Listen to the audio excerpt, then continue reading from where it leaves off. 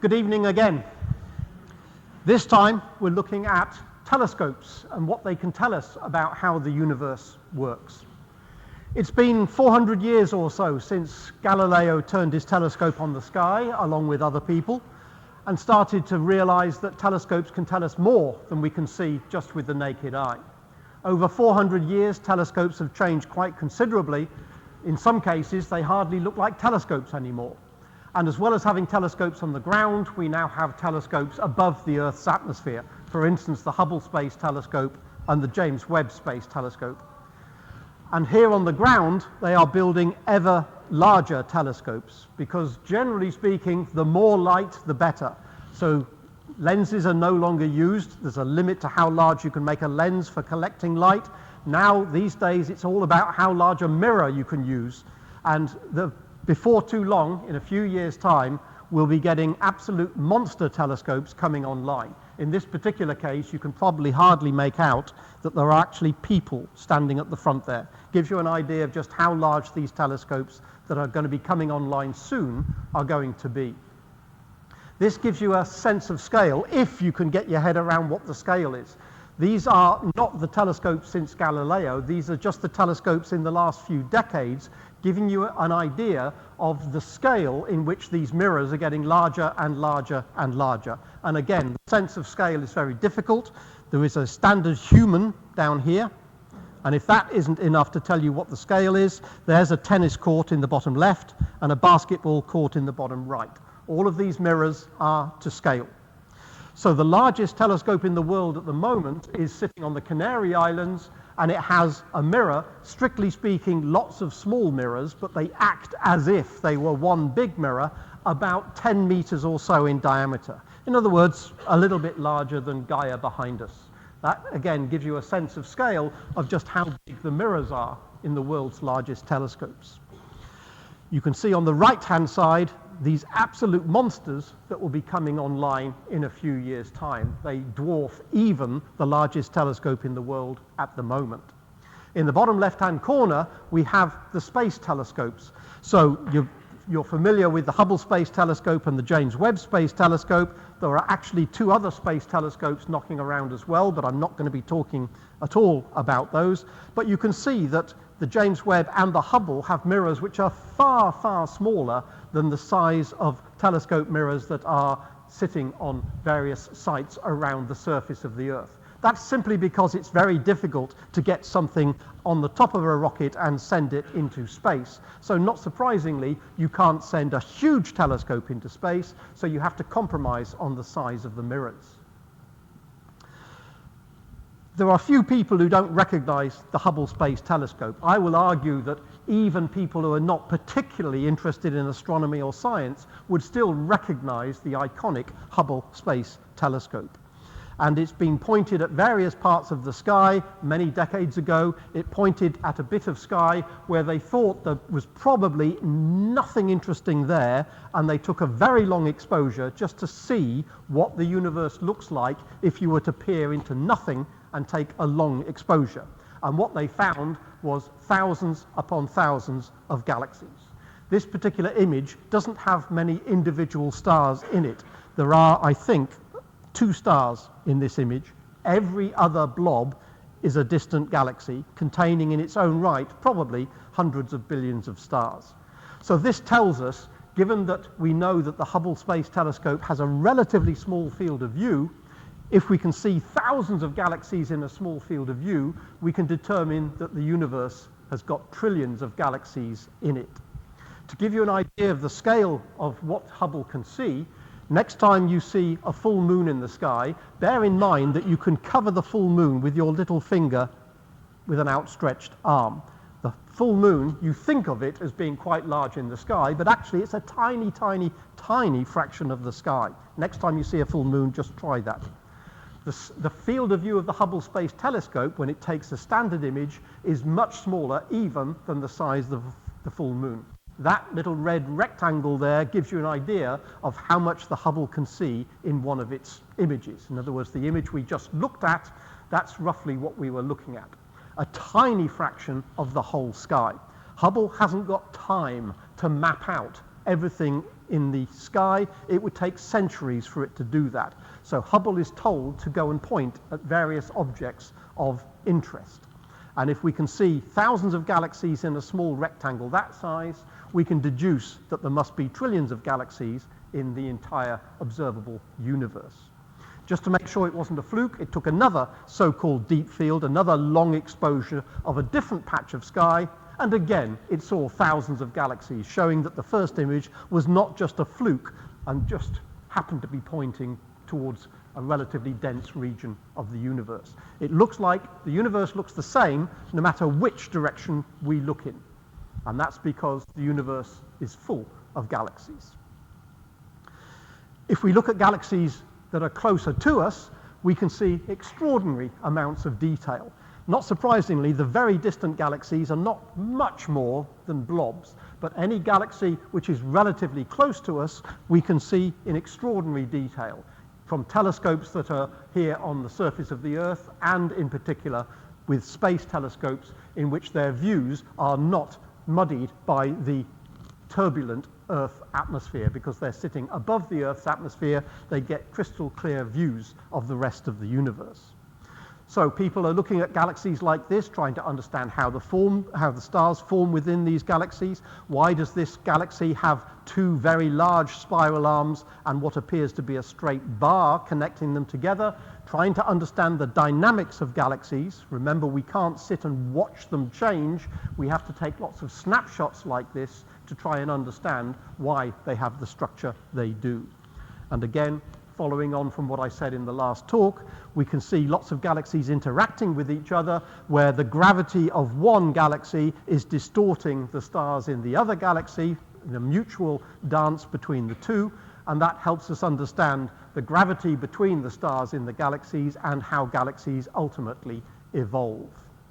Here, two galaxies have actually crashed into each other. They're not simply next door to each other, interacting with each other. These two galaxies have actually collided. One galaxy on the right, one galaxy on the left.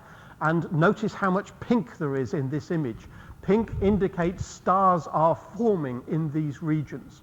So galaxies colliding is not the end of a galaxy's life, far from it. In many cases, galaxies colliding with each other produces a riot of new star formation, and so you get a rebirth of the galaxy when they collide and merge together. So it's a perfectly natural, almost essential part of a galaxy's evolution to collide with other galaxies.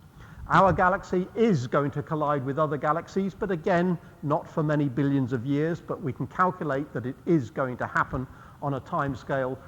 Because we know how the Andromeda galaxy is moving, we can figure out that the Andromeda galaxy will end up crashing into us, but again, we don't have to worry about that just yet.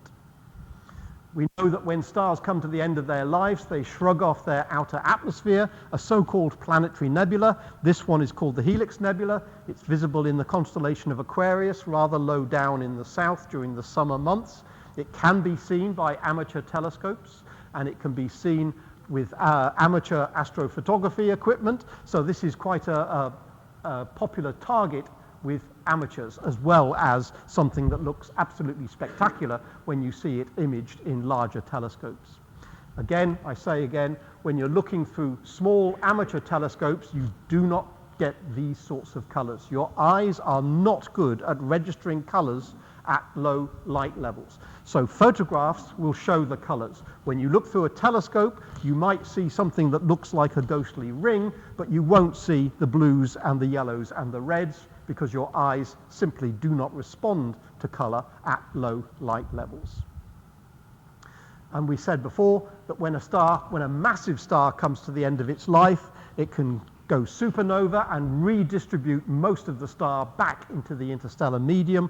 This is a star that exploded, as seen from Earth, in 1054. The Chinese recorded this star exploding, and so it's been expanding for the last 1,000 years. And images taken with the Hubble Space Telescope and images taken with the James Webb Space Telescope are showing us that it is actually an expanding nebula produced by the explosion of a star about 1,000 years ago.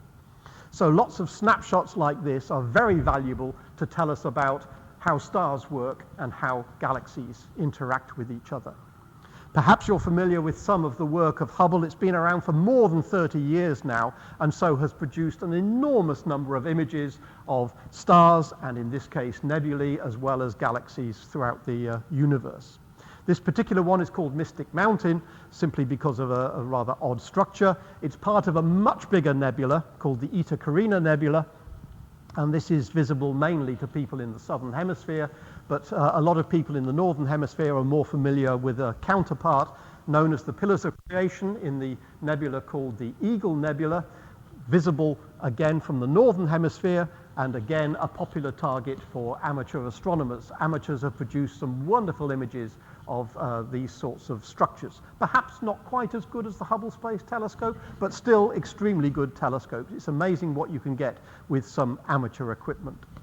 Here, Hubble is showing us the structure of what appear to be these pillars. What we think is going on is stars are being born inside these pillars, and the radiation from these stars is sculpting the pillars, because radiation can move stuff around. We don't think of light as being something that can actually move material objects around, but on these scales, the very high radiation levels from stars can sculpt the matter that's trying to form in this region. A lot of hydrogen, some oxygen, some other elements are mixed in here. One of the things that the Hubble Space Telescope and other telescopes do is take color images where each color represents what is the oxygen doing, what is the hydrogen doing, what is the sulfur, what are the other elements doing. We can get an understanding of the chemistry of what's going on here by color coding the images that are taken. And that's why the colors here do not represent the colors that you would see if you were actually standing right in front of these particular structures. The James Webb Space Telescope is not replacing the Hubble, it's complementary. The Hubble has been around for more than 30 years. The James Webb was launched approximately 2 years ago, Christmas Day 2021, so the James Webb Space Telescope is now about 2 years old. The James Webb Space Telescope has a hexagonal mirror, so we can still talk about a diameter, even though it's not strictly speaking circular, and you can see the diameter of the James Webb primary mirror is much bigger than that of the Hubble, and then again a standard person on the side there.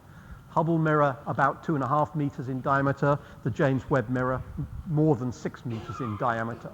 So a much larger mirror so it can collect more light.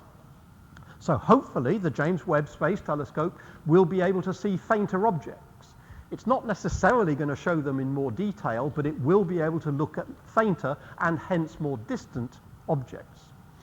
In order to get that huge mirror into where it's ultimately going to be used, they had to build the James Webb Space Telescope and then fold it up, as indicated by this middle photograph here, fold it up and then stick it on the top of a rocket and then launch it in late 2021. They didn't put it into orbit. The Hubble Space Telescope is in orbit around the Earth. The James Webb Space Telescope is going to work mainly in the infrared, where it'll be very sensitive to any heat that's generated around it. So you don't want to put it next to a really hot object like the Earth. You want to take it away from the Earth and the Moon and the Sun and put it somewhere nice and cold. So when the James Webb was launched, it was sent off to one of these red dots. These red dots are parking places where you can put a spacecraft and it will stay put. Or at least it will only need a tiny amount of fuel just to keep it in position. You won't have to continually burn a lot of fuel to keep it where that particular dot is. So the James Webb Space Telescope has been parked at that red dot on the right-hand side, approximately 1 million miles away from Earth. And it's always in that position relative to the Earth, Moon, and Sun. In other words, a heat shield will block off the James Webb from the Earth and the Moon and the Sun, and the James Webb will always be sitting above midnight. Remember, midnight is the part of the Earth that's facing away from the Sun. The bit of the Earth facing the Sun is where we have local noon. So local midnight is on the other side of the Sun, and so the James Webb Space Telescope is, in a sense, hovering 1 million miles above local midnight. What is the James Webb Space Telescope going to be doing? Well, one of its jobs is to look as far back in time as possible. The Big Bang, as far as we know, happened 13.8 billion years ago, so we are now here at 13.8 billion years after the Big Bang. And if we look at more distant objects, because light takes a finite length of time to travel any distance, the further the object is away, the longer it has taken light to reach us, and so the further back in time we are effectively looking. So if you can look at very distant objects, you can effectively look back in time, and we can ask ourselves, well, what did stars look like 2 billion years after the Big Bang? What did stars look like 1 billion years after the Big Bang? How long did it actually take to make stars? The Big Bang made all the hydrogen. How long did it take for that hydrogen to make all of the stars? We can run simulations and we can test, but it would be nice to actually see the very first stars and the very first galaxies. We think they would be right over here on the left-hand side when the first stars formed. If we blow that region up a little bit, then the first 100 million years, remember 13.8 billion years is the age of the universe, but we think stars and galaxies were born sometime in this stretch, but we don't really know when. Hubble images have taken us back to this sort of region, and we still see stars and we still see galaxies. If we were to go back to even earlier times, would we continue to see stars and galaxies if we managed to push it all the way out here? At the moment, the James Webb Space Telescope hasn't got there. It would be nice to think that one day, if it continues to take data for the next 5 years, for the next 10 years, maybe we can go back all the way to when the first stars were born and the first galaxies were born, and then we can test the ideas that we have about how we think everything came into existence. That's one of the reasons the James Webb Space Telescope works in the infrared, because using the infrared we can see much further back in time, because most of these very distant galaxies are very reddened, and hence they emit a lot of their light in the infrared rather than in the visible part of the spectrum. And so in addition to having a bigger mirror, the James Webb ought to be able to see more distant galaxies and hopefully further back in time. So a few months after James Webb was first launched, there were lots of press releases about wonderful things that it had seen, planetary nebula and galaxies and nebulae. And it started to change the way we think about some of these things, either because we were seeing detail that we couldn't see because of the nature of the way telescopes work in the infrared gives us information that we can't glean by looking purely in the visible part of the spectrum, but also by seeing further and further afield.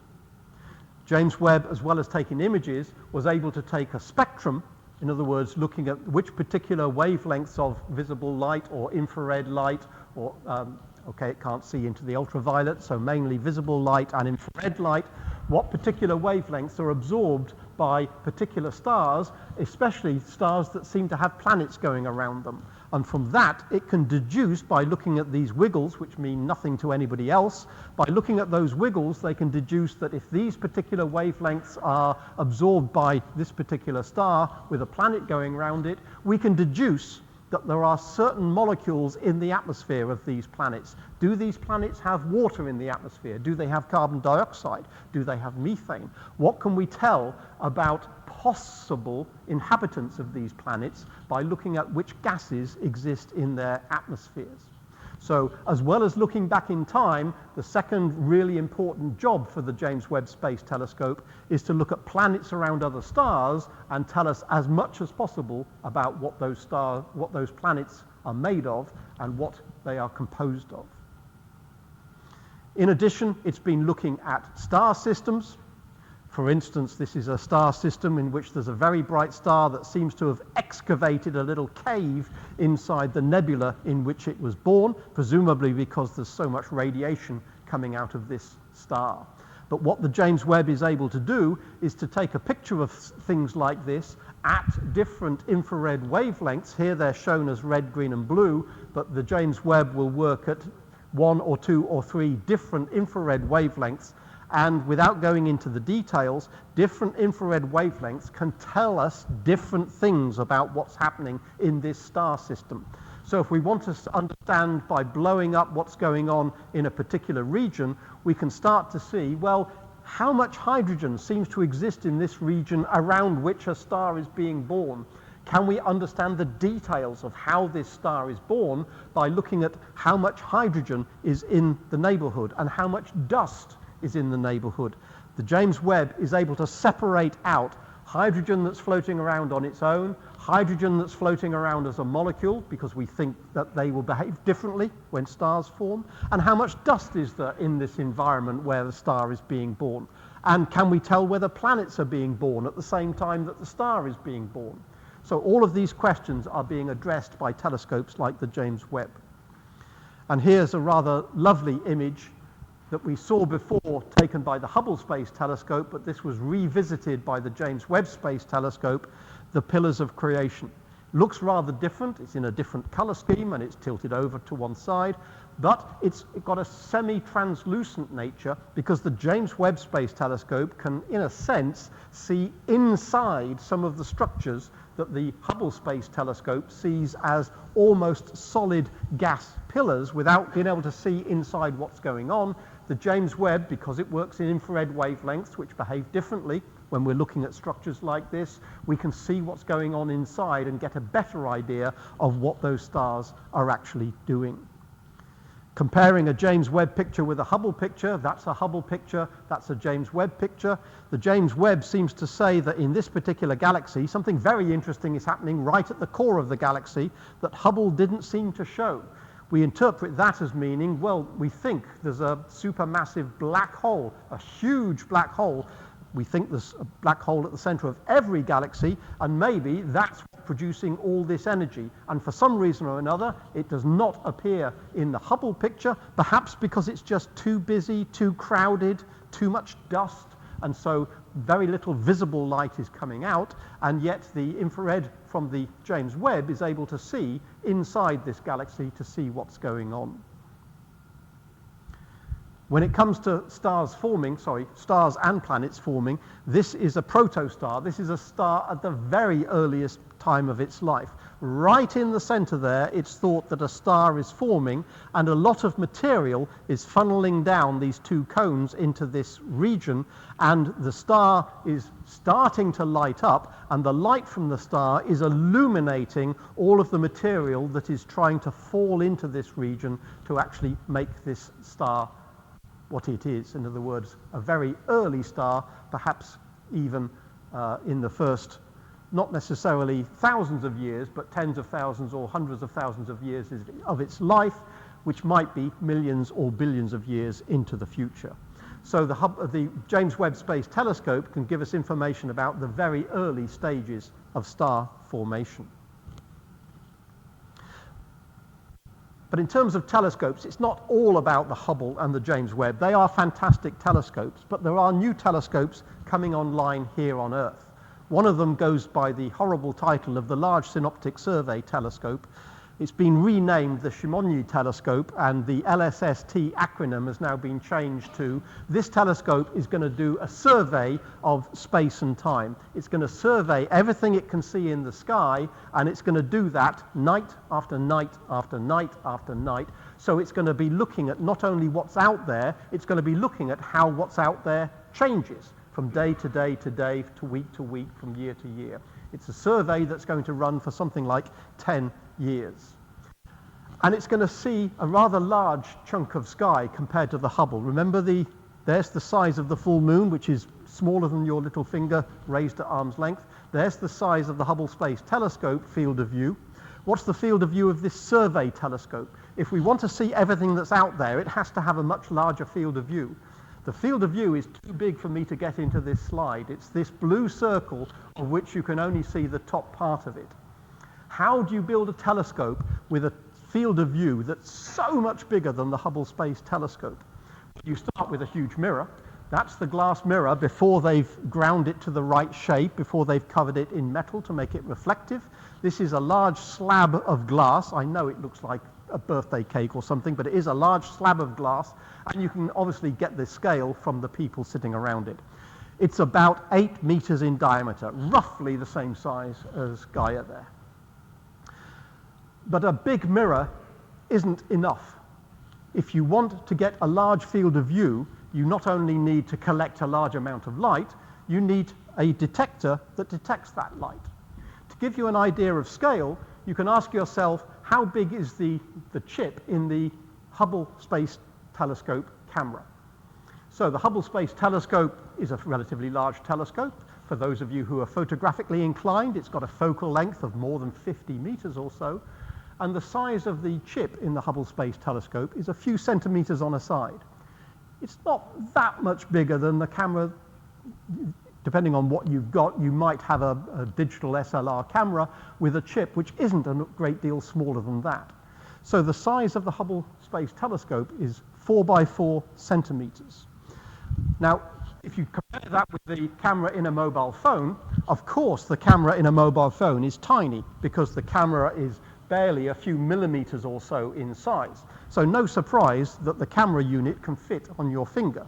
And if you compare that with the size of the Hubble Space Telescope, 40 millimeter or so across, you can see that the Hubble Space Telescope chip in its camera is much bigger than you've got in your phone. But how does that compare with what we're talking about for this survey telescope? Let's take the Hubble chip there, 16 million pixels. Again, not necessarily that much more than you've got in your phone or in your SLR camera. 16 million pixels in the Hubble chip. Let's imagine taking that chip and adding another 8 of them into a sort of module, if you like. Let's take that module and add another 8, and then add another 12. That is the size of the chip in the camera which is going to be carrying out this survey. And in case you can't grasp how big that chip is, remember, that's the Hubble Space Telescope. This is the size of the chip that is going to be taking images in the survey telescope, considerably larger. So it's a huge mirror, a larger mirror than the space telescopes, and it is a chip that's about 0.6 meters across, 3 billion pixels. Every image it takes, every 15 seconds, will give you 3 billion pixels of information. It's impossible to show you what that would look like. It isn't quite operational yet, but it's difficult to show you what 3 billion pixels look like because neither my laptop nor this projector can possibly show you 3 billion pixels. What I can do is to say, well, let's take a tiny, tiny, tiny part of the image, that little black square. What would we hope to see in that little black square? In a 15-second exposure, this survey telescope ought to be able to capture thousands of stars, hundreds of galaxies, maybe a supernova or two. And remember, the actual image that you get when you take a snapshot is going to be 3,000 times larger than what you're looking at. Every image it takes is going to be 3,000 of those effectively in a single image. And it's going to take one of these images every 15 seconds, essentially all night, every night, for 10 years. The amount of data that's coming out of this survey is going to be absolutely vast. It's going to be able to catalogue the positions of billions of stars in the Milky Way and billions of galaxies throughout the universe. We know that stars go supernova because we've seen hundreds of them do that over the last century or so. Perhaps 1,000 supernovae have been recorded in the past century. This survey should catch that many supernovae every night for the next 10 years. So the amount of information that's going to be coming out of this survey telescope is going to be absolutely vast. That's where we are, and it should be possible to map out the positions of not every star in the galaxy, but a very large fraction of all the stars in the galaxy. It's also going to look at what's going on a scale bigger than the Milky Way to answer these enigmatic questions that we just touched on in the last talk. What is this dark matter? And where is this dark matter? We're not even sure where it is. We know it's spread throughout the universe, but is it clumped? Does it tend to sit in particular parts of the galaxy? Does it clump into particular parts of the solar system, for instance? This is simply an artist's impression saying we don't know where the dark matter is. It might be distributed smoothly throughout every galaxy. It might be distributed smoothly between the galaxies. But until we actually map it out, we're not too sure. So that's one of the science aims of this particular survey telescope, is to get a better handle on dark matter and maybe other things like dark energy as well. But it's not all about a survey telescope. We also need these things. We need telescopes with absolutely huge mirrors, which are now being built. This goes under the ridiculous name of the European Extremely Large Telescope. Yeah, a long time ago they built the Very Large Telescope, and now they're worrying about getting enough adjectives to describe even bigger telescopes. And again, you can just about judge the size from the little people standing here and on the fence and on the gantry there. So it is a mirror 40 meters in diameter, larger than this building effectively. And this one is being built in Chile. It's a European telescope. There are others planned of similar sizes. So remember, that yellow one up there was the largest telescope in the world as it stands as of today. And the one I've just shown you is this large green one on the right-hand side. You see there's a blue one up here, which is a similar sort of size, 30 meters in diameter rather than 40 meters in diameter, but still way, way, way bigger than the world's largest telescopes at the moment. You can see the naming problem we have. And indeed, that's not necessarily the largest telescope that is ever going to be built. It's certainly the largest one we can afford at the moment. But people have looked into the possibility of, well, is it possible to build bigger mirrors? Is it possible to build a telescope as big as that red circle? 100 meters in diameter. So a study has been done to see, could we possibly build one? The answer is yes, but it's too expensive to build, which is why they've ended up with something a little bit smaller. If you did end up building a telescope the size of that red circle, what would you call it? Remember, we've already used the Very Large Telescope, which is that one. We've already used the Extremely Large Telescope, which is this one here. What if you made one 2.5 times bigger, sort of 5 times the area? Well, some bright spark came up with the idea, let's call it the Owl. Is that because owls have big eyes? No, it's because it would be the Overwhelmingly Large Telescope. And so, yeah. So there's no money to build that, but it's a nice idea. But this one, the Extremely Large Telescope, it is nearly there. Unfortunately, virtually every project that was getting near to completion as of a few years ago has been knocked back because of the COVID pandemic. So originally it was supposed to be operational in 2022. It now looks like it'll be 2025 or something like that, but not that far away. It's getting close. And the bottom line is, we need all of these telescopes. We need survey telescopes to survey the sky to tell us what is out there, because otherwise we don't know. Having found what's out there, you then pick out the interesting things and say to the Hubble Space Telescope and the James Webb Space Telescope, go look at these objects in more detail because these look really interesting. And if you find interesting and faint objects, you say to the Extremely Large Telescope, go look at this. It's very faint, but you've got a huge mirror, so you'll be able to do this.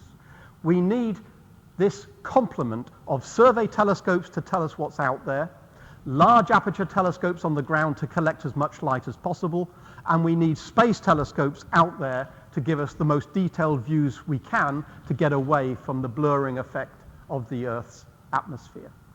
With all of those telescopes working together, we'll be able to answer some of the questions that we've been asking for the past few decades. And hopefully, it'll also tell us the questions we haven't thought of asking yet. Thank you all very much for listening.